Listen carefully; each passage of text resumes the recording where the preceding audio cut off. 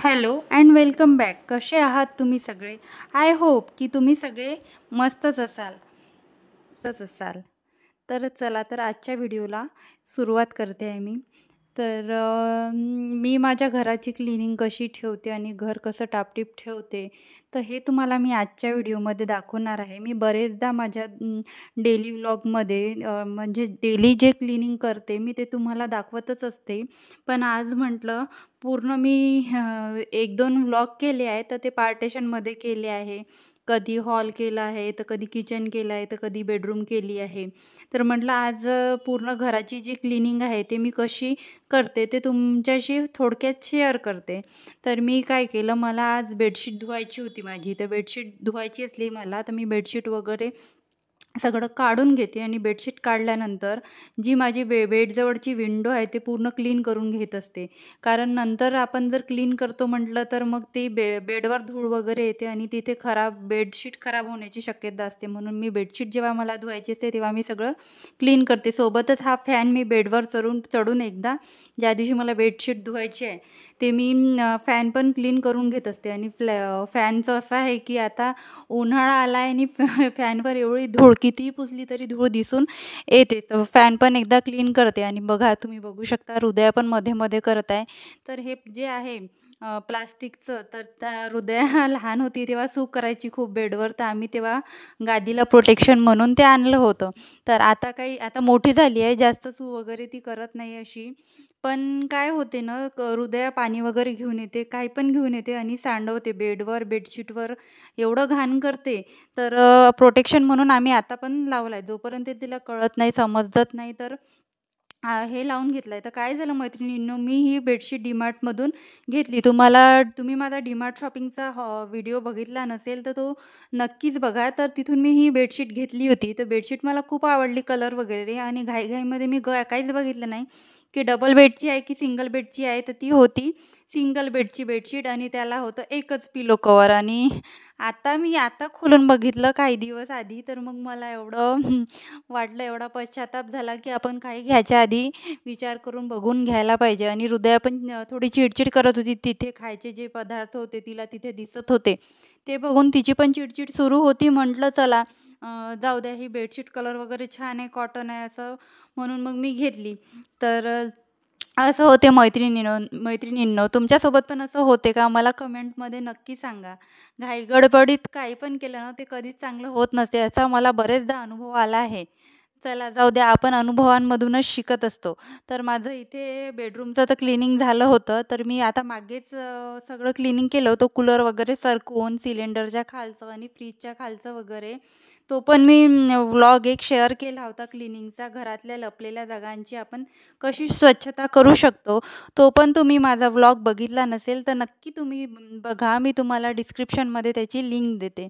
तर हे दार वगैरे, आपलं जे मेन दरवाजा असतो, तर हा मी पुसत असते. दर 8 दिवसाला एक हात त्याच्यावरून घेत असते, कारण कोरडा कपडा घेते आणि काही वेळ लागत नाही. एकदा जरी पुसलं तरी हा असा चमकतो.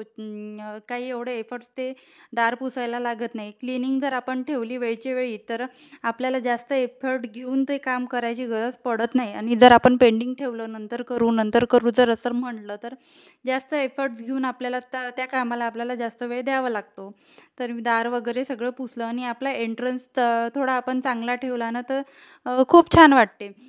आपण घरातली किती पण क्लिनिंग केली, जर आपला एंट्रन्स जर असा चांगला नसला, तर ते काय कामायचं बघा. हृदया काही करत असली मी, तर मध्ये मध्ये करते. तिथे येऊन बसली आणि तिचं सुरू आहे आता तिथे पायपुसणीवर पाय ठेवून. आणि आता ती तिथे पायपुसणीवर झोपणार आहे. ती अशी हृदया करत असते. म्हणून एंट्रन्स चांगला दिसासाठी नाही, पण घरातली क्लिनिंग, पायपुसण्या वगैरे धुवून स्वच्छ मी या कारणाने ठेवते की लहान बाळ आहे, त्याला काही समजत नाही आहे ते काय करत आहे. ही पायपुसणी आहे, आपण याच्यावर झोपत आहे, हे घाण आहे. मी सांगेल तिला, सांगितल्यावर कळेल घाण आहे, पण ती आता नाही करीन, पण नंतर ती तशीच करेल. ती बाथरूमच्या पायपुसणीला हात लावते. कितीदा मी तिचे हात धुणार आहे आणि कितीदा तिच्याकडे लक्ष देणार आहे. त्याच्यामुळे माझी पण खूप चिडचिड होते. तर मी काय करत असते, मी जास्त दिवस माझे जे आहे डोअरमॅट मी जास्त दिवस ठेवत नाही. मी 8 दिवसाला एक एक करून धुवत असते. 8 दिवस झाले की मी बाथरूमची घेते, मग लगेच दुसरी मी हॉलची, मग नंतर किचनमधल्या ज्या 2 आहेत त्या, गॅलरीतली एक, अशी मी एक-एक करून माझ्या मॅट डोअरमॅट पण मी धुवून घेत असते, तशाच ठेवत नाही. तसेच आपल्या घरात जे आपले इलेक्ट्रिक प्लग राहतात, बोर्ड राहतात, ते पण धुळेनी असे काळे दिसतात आणि हात लागून तेलकट हातं, कसे पण हातं लागून ते पण घाण दिसतात. तसंच चार्जरवर पण धूळ लागते. अशा छोट्या-छोट्या जागांची जर आपण घरातल्या नीट बघितलं आणि क्लिनिंग करत राहिलो ना, तर आपल्याला डिटेल क्लिनिंग करायची गरज नाही राहत, कारण आपला तो एरिया ऑलरेडी क्लीन झालेला असतो. की नाही बा, आता दिवाळीचं आहे आणि हे आहे आणि ते आहे, सणच आला आहे आणि आता आपण क्लिनिंगला घेऊया. तर खूप सारं बर्डन आपल्यावर येत नाही. आणि हे चार्जर एवढं खराब झालं होतं, एवढी धूळ बसली होती, बरेच दिवस झाले त्याच्यावर लक्ष नव्हतं. जेव्हा पण मला बोर्ड पुसायचे असते तर मी चार्जर पुसून घेत असते. माझं व्हाईट कलरचं असल्यामुळे जास्त खराब होतं आणि हृदयाच्या पप्पांचं ऑफिसमध्येच असतं, तर त्यांचं काही मला चार्जर पुसावं लागत नाही. फक्त माझंच एक आहे आणि त्याच्यावर पण एवढी धूळ साचली होती. तर हे जे मी इथे शोपीस ठेवले आहे आणि हे जे कॅबिनेट्स आहे, हे डिरेक्ट माझ्या हॉलमधून दिसतं. हॉलमध्ये जर कोणी उभं आहे किंवा कोणी बसलं आहे, कारण तिथे पडदा नसल्यामुळे, आणि मला पडदा लावायचा पण नाही आहे, कारण हॉलमधून खूप छान लूक येतं. जे मी डेकोरेटिव्ह तिथे झाडं ठेवले आहे, असं काही काही अशा वस्तू ठेवल्या आहे डेकोरेशनच्या, तर ते खूप छान दिसतं. असे पूर्ण कॅबिनेट तिथून हॉलमधून दिसतात. तर मला तिथे पडदा नाही लावा वाटत आहे.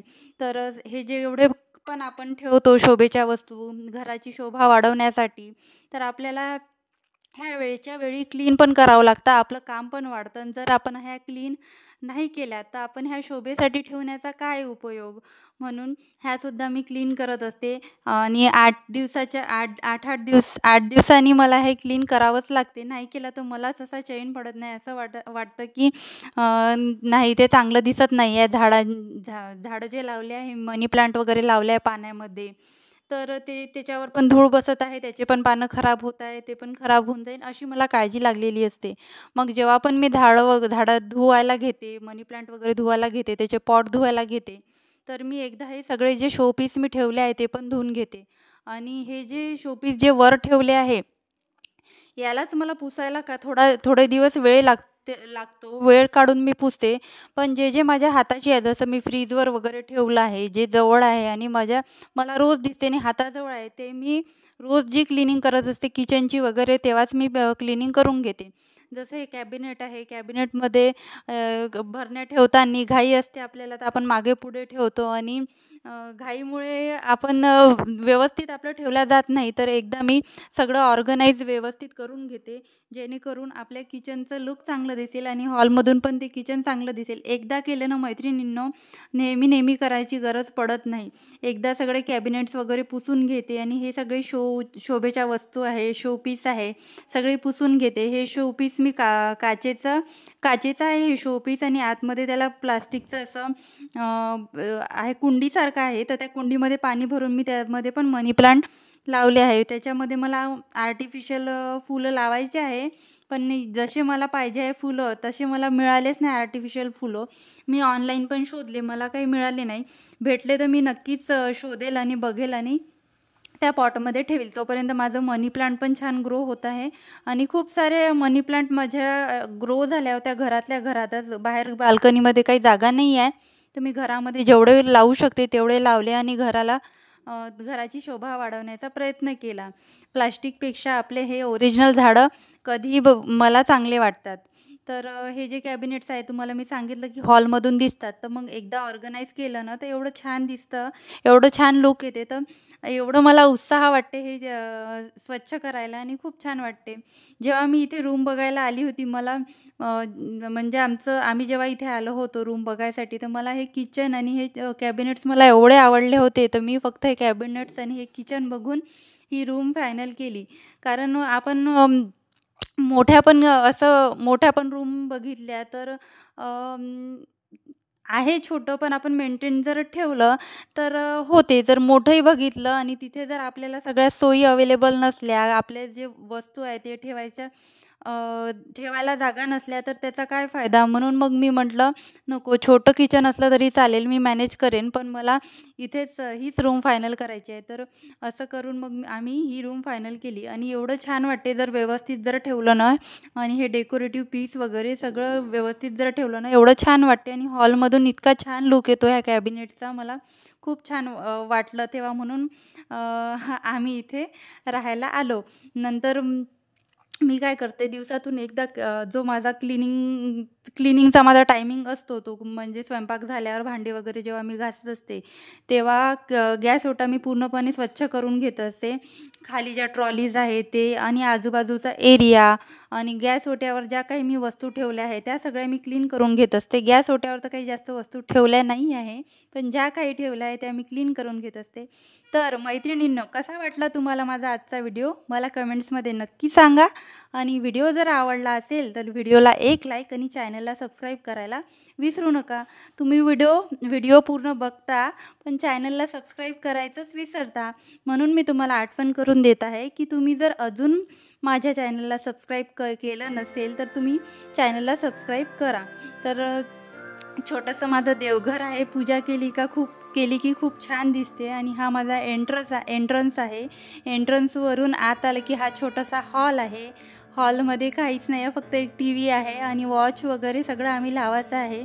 आणि बघू शकता हॉलमधून डायरेक्ट ते जे आहे कॅबिनेट्स आपल्याला दिसतात आणि खूप छान लुक देतं. आणि ही माझी बेडरूम आहे. बेडरूम छान मोठी आहे आणि ऐसपैस जागा आहे, व्यवस्थित सामान पण मावून जातं. आणि कूलर आहे. कूलरचं सध्या काही काम नव्हतं, पण काही दिवसांनी कूलरचं पण आता कामात आता कूलर पण येणार आहे. चला तर मग बाय बाय.